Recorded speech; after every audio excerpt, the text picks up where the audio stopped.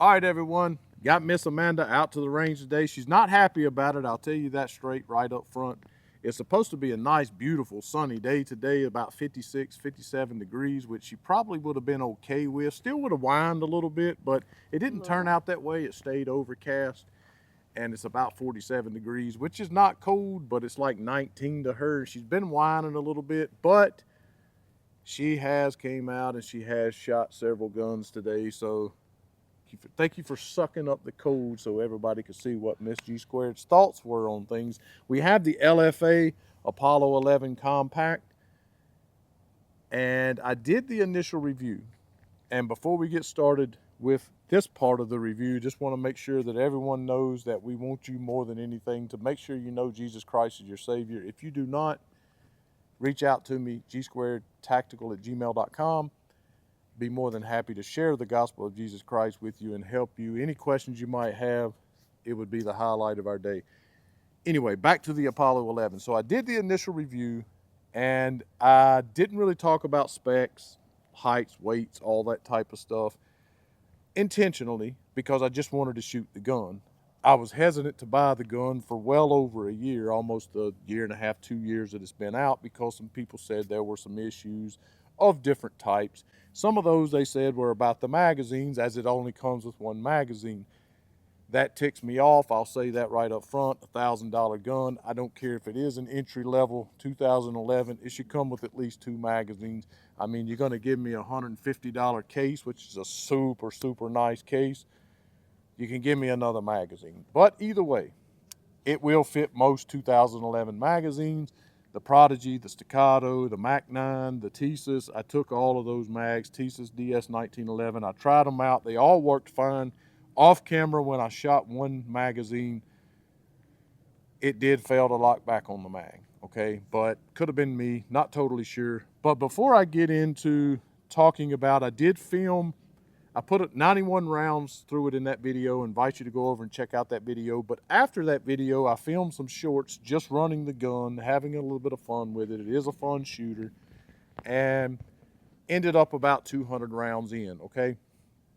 Well, I had to edit some of those clips out of those shorts because I did have a couple of problems, but I didn't want to put it in that short. I wanted to do a follow-up video and then clip in those things to what happened, you know, whether or not it's an issue with me, with the magazine, with the gun. I really don't know, but I want to give you guys full transparency on everything. But I also wanted Miss G Squared to shoot it, so I'm going to let her do that because I know she's excited to get back in the Jeep and get warm, you know. But I did really want to see what her thoughts were. The guns we've shot today have been compact and pretty snappy, so I was curious how she would shoot with this one. So let's let you do that.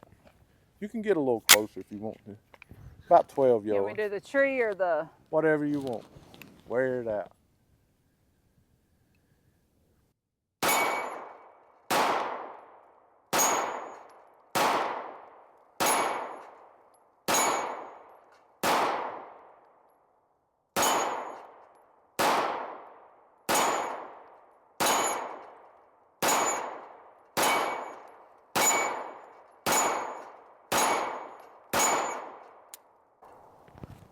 Didn't lock back. So I think that you started coming around towards it. Well, it's harder at the bottom.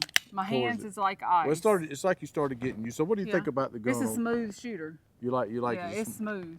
Feel good in the hand? Yeah, it's smooth.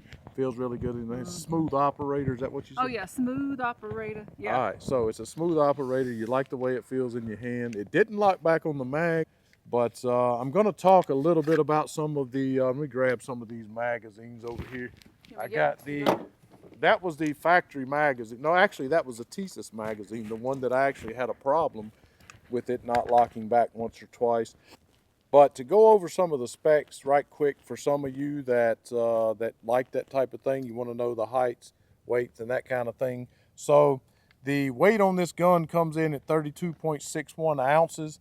The slide width is 0.925. The overall width is 1.21. The slide length, complete slide length, is 6.63. The overall length is 7.5. The overall height is 5.4 .46. Magazine capacity 1, of course, 17. Barrel length is 4.15. Barrel rifling is 1 in 16. The length of twist 4.11. Trigger pull is 3.5 to 4.5. The trigger travel is 0.310. Sight radius 5.62. And of course the flush mount Hollison 407 or RMSC shield will flush mount on here, and you do get a 100% co-witness. All right, so she was shooting with the Thesis magazine. Now that is the magazine that twice yesterday it didn't lock back, so it may not have been her, I don't know. But to speak to some of the props, so okay, one of them was really weird, right? So I'm shooting. I think that the gun locks back because the trigger didn't pull, and that ain't actually what happened. It was a stovepipe, but it was the entire unfired round, right? So instead of, usually when you have a stovepipe, it is a spent casing that sticks up in the air and it just catches it. It doesn't completely eject before the next one tries to chamber. No, the chamber was empty, the magazine was empty except for the last round, and it was just sticking up out of the gun, right? The primer had not been hit. It was just the entire unshot round sticking clean up out of the gun in a perfect stovepipe. I'll chalk that up to maybe a magazine issue. I'm not really sure. But I had this other situation where I was shooting, and I'll overlay the video of that while I'm talking about it. But I was sitting here shooting, and I always ride my thumb like this here. So definitely was not engaging the safety or anything like that for sure. But I'm sitting here shooting, pull the trigger and nothing happens. The hammer is back, but nothing happens. And it's not as though the trigger won't pull. The trigger kind of feels like it's trying to pull, but it won't drop the hammer. It just won't drop the hammer. And nothing I did, I kind of let go of the gun like this and re-grabbed it and tried to steal the same thing, right? So I racked another round in, boom, boom, boom. It was fine. And it happened 2 or 3 times. But I'm not a gunsmith. I would like to think that I can do some things to guns, and I know a little bit about the internals of guns, but I'm not a gunsmith. And so what happened there, I'm really not sure. I went back and I looked at some other videos of people that may have had a similar issue like that, and I couldn't find a specific issue like that, but I did find this issue where people were having a problem with the grip safety not engaging, right? And so I don't know, because in the initial review, I very clearly stated that that didn't seem to be an issue, because I knew that was an issue that could potentially happen, but it seemed fine to me. It didn't seem to be sticking, didn't seem to have any engagement problems or anything like that, but something was going on. I don't know what was happening with that, but the crazy thing is the first 91 rounds that I put through it, completely flawless, not a problem. I did put a little bit of oil in the gun for those first 91 rounds. And then, I keep shooting it and that happens. And it happened twice, and it happened in two different magazines in 2 different shooting sessions. So it's not like it happened in the same mag or something. So I'm not really sure what that was or if it will happen again. All I can do is keep shooting the gun and talk to you a little bit more about some of the specs. Before I do that, I'm going to shoot. This is the factory magazine. See, I gave that a pretty good rack there. I mean, it ain't like I soft tossed that. You see how it didn't fully go into battery. I didn't have that happen. That's kind of new. I am shooting 124 grain Igman ammunition through this thing. I've never had a problem with that ammo, so we'll see what happens.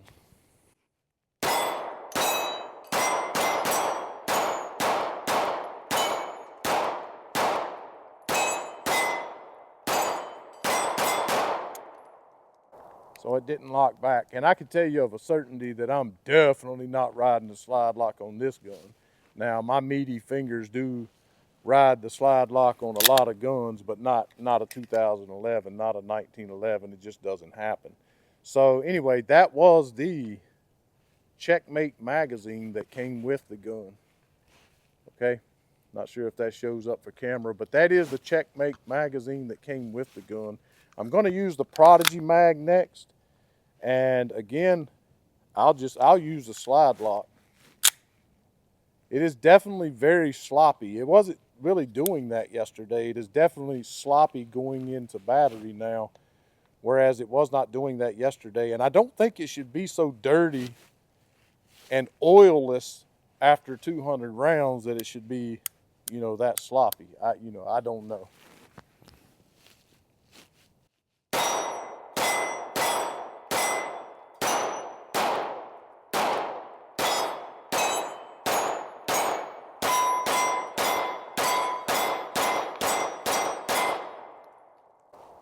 So it locked back on the Prodigy mag. Not a problem with that, okay? I'm gonna put the staccato mag in here. I'm gonna do it again. At this time I'm gonna push forward with my right hand and pull back with my left, really give it a good. Now doing it like that, it did drive home pretty good, okay? But charging it from the front, like I often do, or dropping it with the slide lock, doing it like this right here, as you saw, it didn't fully go back into battery, and then dropping it with the slide lock, it went back into battery, but it was really, really sloppy. But I'm trying to duplicate the issue of the dead trigger or whatever the heck was going on with that. I don't know. I'm gonna put this last magazine through it and talk a little bit about the features and my final thoughts on the gun.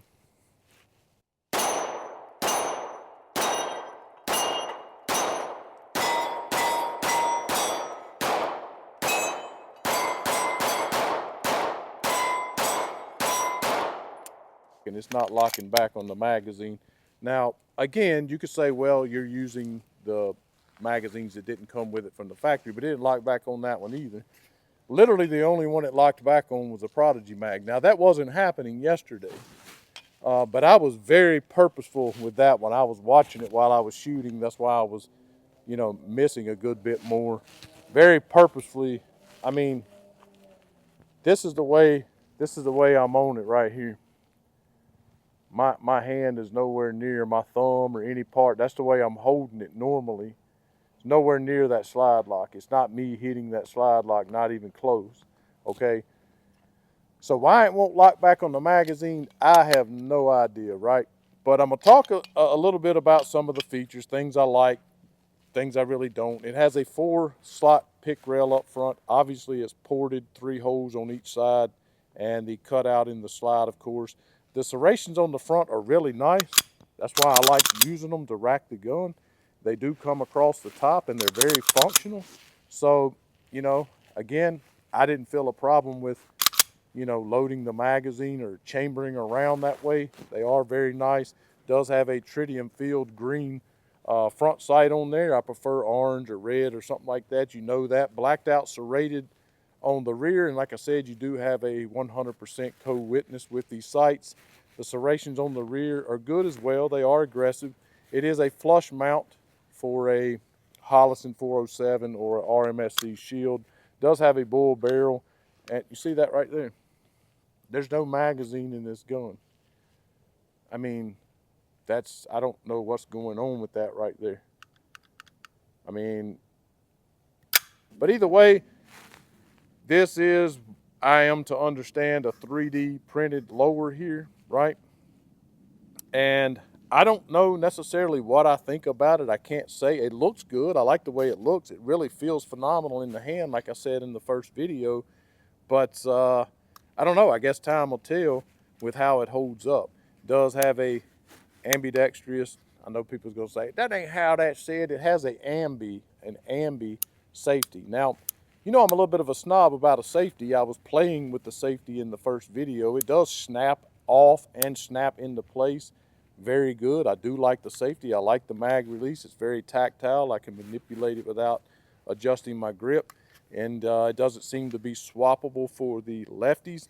The mag well is semi sort of flared a little bit, not really, but it does protrude out at the bottom here, so it does help you to keep your grip high and tight. Skeletonized trigger, skeletonized hammer. Anyway, so I can't complain, again, like I said, too much about the trigger. I have not taken the gun down. I have not cleaned it, but again, what does it have? 350 rounds maybe through the gun. It should not be so dirty and filthy and oilless after that amount of rounds that it will not function. So I don't really know. I don't want to talk too much more, honestly, about the internals. Oh, there it goes. There it goes. That's going to be a problem. It's going to be a big problem, right? And whatever the dead trigger thing was, that has not happened again. But who knows? I'm going to load up the magazine a couple more and shoot it just a little bit more. But I'm very disappointed. I mean, I traded, you know, I didn't want to spend $1,000 on this, so I traded a gun for this one, so I would not have to spend that money because people was asking about a review on it. But again, still my money, still spent my money. And I'm a little bit disappointed because it's an American company, a veteran-owned, I believe, down in Florida. So I definitely wanted it to be a good gun. I definitely wanted to say good things about it. And ultimately, it may be, but I think I'm going to have to do some research and either try to fix this thing myself or send it back to them and see if they can look at it, and report what happens with that whole situation. But it's kind of disheartening. The gun is super fun to shoot. It does function with all of the magazines. On camera today, or even during the initial review, I didn't have any problems with the gun that you saw. I did have that dead trigger thing a couple of times, but that could have had something to do with the grip safety. I'm really not sure. But I'm going to put 1 or 2 magazines through it again and wrap up the video because I'm trying to duplicate that issue. All right, so I got the factory magazine. It is the Checkmate, as you can see, the one that came with the gun. And I have my 147 grain Winchester. It's jacketed hollow point. It is a round that I carry some. It is not plus P. What I have ran through it up until now has mostly been Igman 124 grain, a round that I use religiously. Love the round. It's been completely reliable. Even in guns that are ammo finicky, it'll run that stuff. And I've also put some 115 grain PMC bronze through it, but most of it was the 124 grain Igman. This is the first time that I've put any defensive ammunition through it. I'm going to pull it from the front because, again, that's how I rack them in. It did go into place, but again, it still seems sloppy. I just want to see if maybe with the heavier projectile in there, maybe I can get it to do whatever it was doing yesterday with the trigger issue. But because on camera it hasn't done anything. But anyway, let's just do the 147 here.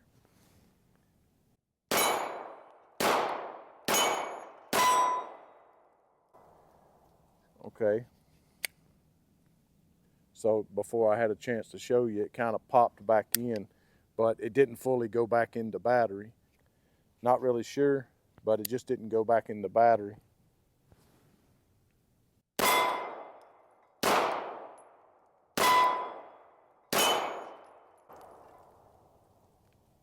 So it happened again. As you can see there, the gun didn't go back into battery. So hit the back of it. I don't know what's going on.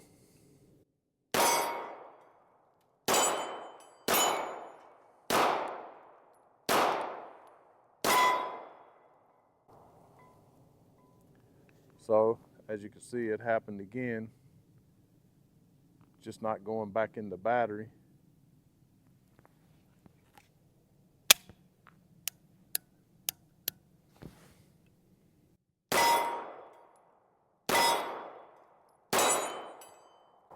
But it did lock back on the mag, on the Checkmate mag there.